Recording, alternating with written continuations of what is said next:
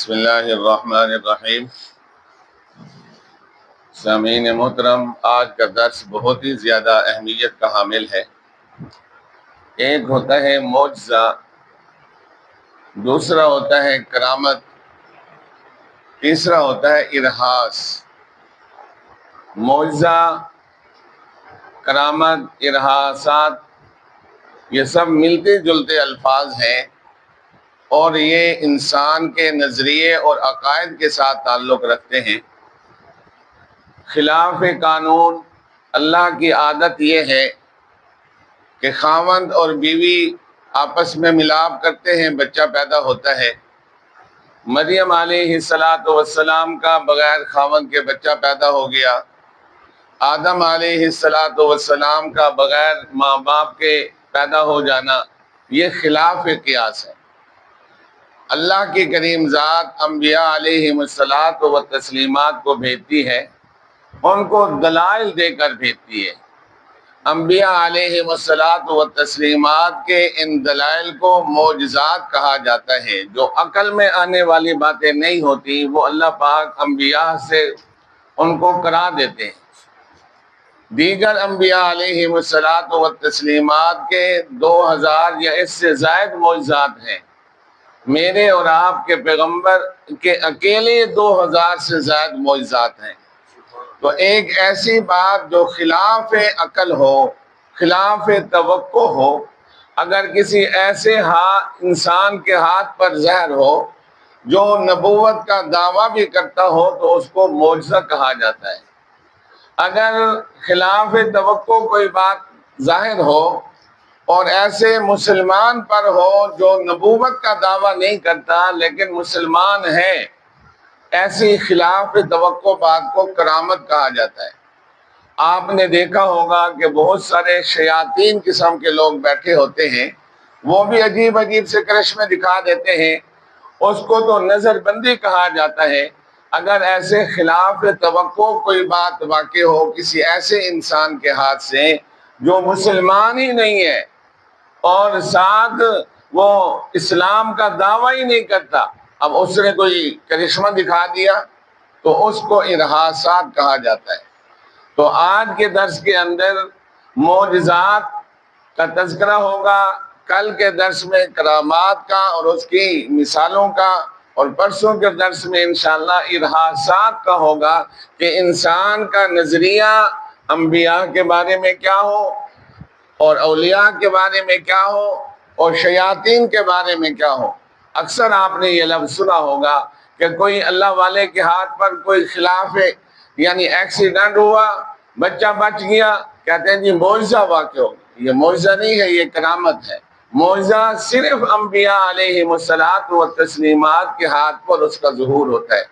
اب معجزات جو ہے رسول پاک صلی اللہ تعالی علیہ وسلم کے دو قسم پر ہیں۔ ایک تو معجزات وہ تھے، مثلا سیدنا موسیٰ علیہ السلام نے لاٹھی ماری، اس لاٹھی مارنے کی وجہ سے دریا کے اندر 2 راستے بن گئے۔ آپ نے لاٹھی ماری اور کیا ہو گیا، وہ لکڑی سانپ بن گئی۔ یہ ایک ایسے معجزات ہیں جو کہ وقتی ہوتے ہیں۔ انبیاء محمد الرسول اللہ صلی اللہ تعالی علیہ وسلم کے جو معجزات ہیں بے شمار وقتی ہیں۔ 2 معجزے ایسے ہیں جو کہ دائمی ہیں، آج بھی ہم دیکھ سکتے ہیں۔ پہلا معجزہ کیا ہے؟ ابتدائی اور آخری معجزہ کہ اللہ کے رسول صلی اللہ تعالی علیہ وسلم نے فرمایا، عرب والوں تم زبان والے ہو، تم جو ہے فصیح اللسان ہو، فَأْتُوا بِسُورَةٍ مِّن مِّثْلِهِ وَادْعُوا شُهَدَاءَكُم مِّن دُونِ اللَّهِ إِن كُنتُمْ صَادِقِينَ۔ قرآن جیسی ایک سورت لو، اکیلے نہیں، اپنے سارے دوست احباب کو اکٹھا کر لو اور تم کبھی نہیں لا سکو گے۔ یہ ایک ایسا معجزہ ہے کہ اس وقت سے لے کر آج تک موجود ہے۔ آج بھی ہر ایک انسان کو چیلنج ہے، ایسا قرآن لاؤ، کوئی نہیں لا سکتا۔ یہ اللہ کا معجزہ ہے۔ دوسرا معجزہ کیا ہے؟ آپ حج کرنے جاتے ہیں، وہاں شیطان کو کنکریاں مارتے ہیں، وہاں کنکریوں کے اٹھانے کا انتظام نہیں ہے، وہ کنکریاں آسمان پر چلی جاتی ہیں۔ تو یہ معجزہ بھی آج تک رسول پاک صلی اللہ تعالی علیہ وسلم کا زندہ ہے۔ اللہ کے رسول صلی اللہ تعالی علیہ وسلم نے فرمایا غزوہ خیبر کے موقع پر کہ کل میں ایک ایسے آدمی کے ہاتھ کے اندر جھنڈا دوں گا، وہ اللہ سے محبت کرتا ہے اور اللہ اس سے محبت کرتا ہے۔ تو صبح جب ہوئی ہر ایک پریشان تھا، بلکہ اس بات میں وہ توقع رکھتا تھا کہ جھنڈا مجھے ملے۔ صبح جب ہوئی تو رسول پاک صلی اللہ تعالی علیہ وسلم نے کہا علی المرتضیٰ کہاں ہیں؟ تو انہوں نے کہا کہ صحابہ نے کہا کہ اے اللہ کے رسول ان کی آنکھ کے اندر درد ہے، وہ یہاں موجود نہیں ہے۔ آپ صلی اللہ تعالی علیہ وسلم نے فرمایا علی کو بلا کے لے آؤ۔ سیدنا علی المرتضیٰ رضی اللہ تعالی عنہ ہے، آپ کی آنکھ مبارک کو تکلیف تھی، آپ نے لعاب مبارک لگایا، وہ آنکھ ٹھیک ہو گئی، اور اس کے بعد فرمایا علی یہ جھنڈا لے جاؤ، یہ جو خیبر کا قلعہ ہے یہ فتح نہیں ہو رہا، آپ کے ہاتھ پر اللہ اس کو فتح کریں گے۔ تو سیدنا علی المرتضیٰ رضی اللہ تعالیٰ عنہ کے راہب ایک بہت بڑا پہلوان تھا، وہ مقابلے کے اندر آیا، سیدنا علی المرتضیٰ نے تلوار ماری، 2 حصے اس کے کر کے رکھا، اور اسی طرح جو ہے 7 بڑے بڑے جو کافر تھے، یہودی تھے، ان کو جہنم واصل کیا، اور قلعہ فتح ہو گیا، خوشخبری پوری ہو گئی۔ اور دیکھیں پھر سیدنا محمد علیہ السلام نے فرمایا علی کے بارے میں پیش گوئی اور معجزہ ہے کہ اے علی آپ کے سر پر تلوار لگے گی، آپ کی داڑھی مبارک جو ہے خون سے کیا ہوگی؟ رنگین ہوگی۔ ایسے ہی ہوا۔ اللہ کے رسول نے فرمایا سیدنا فاروق اعظم کے بارے میں کہ ان کے ہاتھ پر بیت المقدس فتح ہوگا، اسی طرح ہوا۔ اسی طرح اللہ کے رسول نے خط لکھا، قیصر جو اس وقت بہت بڑا بادشاہ تھا، اپنے آپ کو خدا کہلواتا تھا، لکھا من محمد رسول صلی اللہ تعالی علیہ وسلم کی طرف سے ہے، اور قیصر کسریٰ کی طرف ہے۔ جب اس کے پاس خط پہنچا وہ غضبناک ہو گیا، کہنے لگا یہ کون شخص ہے جس کو جرأت ہو گئی میرے نام سے پہلے اپنا نام لکھ دیا۔ یعنی یہ جو متکبر لوگ ہوتے ہیں، جو بادشاہ قسم کے لوگ ہوتے ہیں، ان کا دماغ خراب ہوتا ہے کہ یہ کوئی بدبیعتی تھوڑی ہے۔ آپ نے لکھا من محمد رسول اللہ صلی اللہ تعالی علیہ وسلم الی کسریٰ کی طرف۔ اس کو غصہ آ گیا۔ اس کا جو گورنر تھا بازان، اس نے مصر کے گورنر کو لکھا کہ یہ جو عرب کے اندر دعویٰ نبوت کرتا ہے، مجھے پیغام دے رہا ہے، اس کو میرے پاس لے کر آؤ۔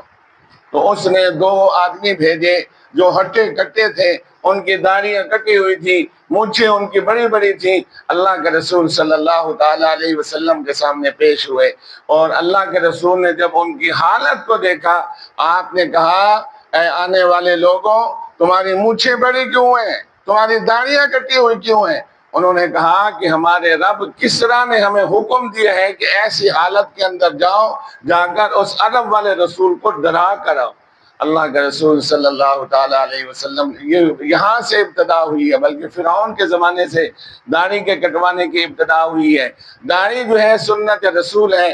آپ صلی اللہ تعالیٰ علیہ وسلم نے فرمایا میرے رب نے مجھے حکم دیا ہے مونچھیں کٹاؤ، داڑھی بڑھاؤ۔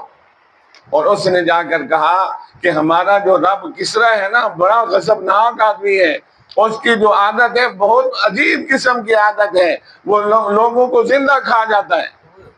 تو اللہ کے رسول صلی اللہ تعالی علیہ وسلم نے کوئی جواب نہ دیا کہ رات کو میرے پاس یہاں رہو، صبح میں تمہیں جواب دوں گا۔ جب وہ صبح آئے تو اللہ کے رسول نے فرمایا کہ تمہارا جو بادشاہ تھا، جو تمہارے بقول رب تھا، وہ رات کو قتل ہو گیا۔ حیران پریشان ہوئے کہ یہاں بیٹھے ہیں مدینہ المنورہ کے اندر اور خبریں دے رہے ہیں کسریٰ کی۔ تو انہوں نے کہا کہ آپ واپس جاؤ۔ جب واپس گئے تو اپنے گورنر بازان کے پاس گئے، جا کر کہا کہ اللہ جو مدینے کا رسول ہے وہ تو یہ کہتا ہے۔ گورنر نے کہا کہ آپ ٹھہر جاؤ، اگر اس خبر کی تصدیق ہو گئی تو میں سب سے پہلے ایمان لے آؤں گا۔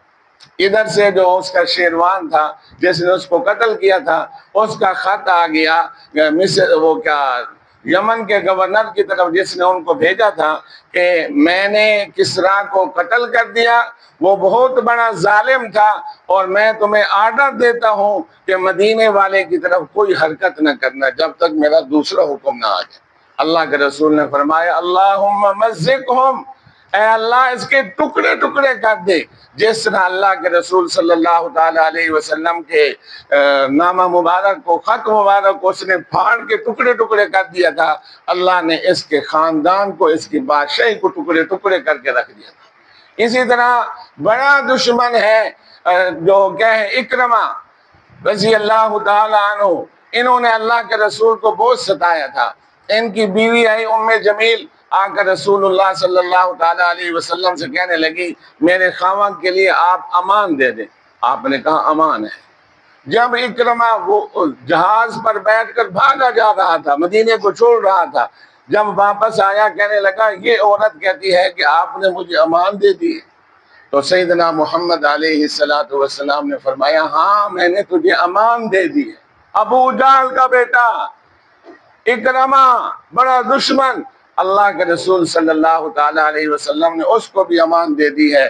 اب اس کی حالت یہ ہوتی تھی کہ جب وہ قرآن کو پڑھتا تھا ھذا کتاب ربی، ھذا کتاب ربی کہہ کر وہ بیہوش ہو جاتا تھا اکرمہ۔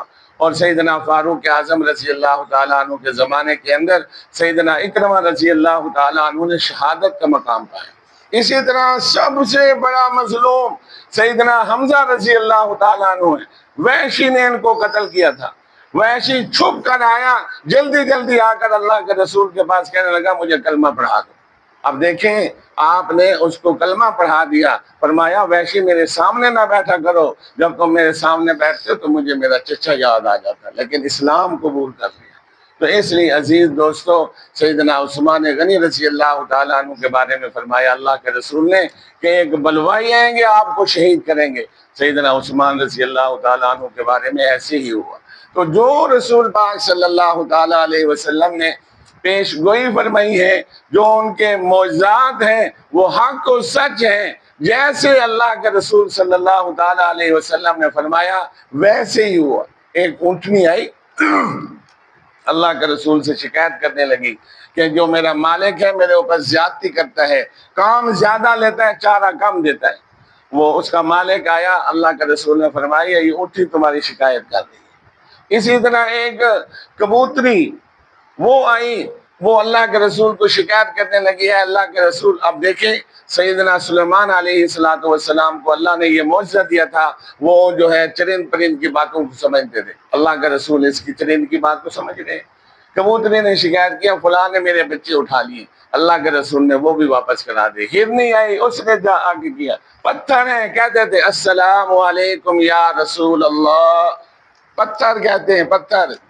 یہ جو خلاف توقع باتیں ہیں، یہ خلاف توقع باتوں کو معجزات کہا جاتا ہے، اس پر ایمان لانا لازمی ہوتا ہے۔ اب لوگ معجزے اور کرامت کو، ارہاس کو آپس میں ملا دیتے ہیں۔ کوئی شیطان قسم کا آدمی ہے تیرے ساتھ ایسے ہو جائے گا، اوہ یہ تو رسول ہے، یہ تو ولی ہے۔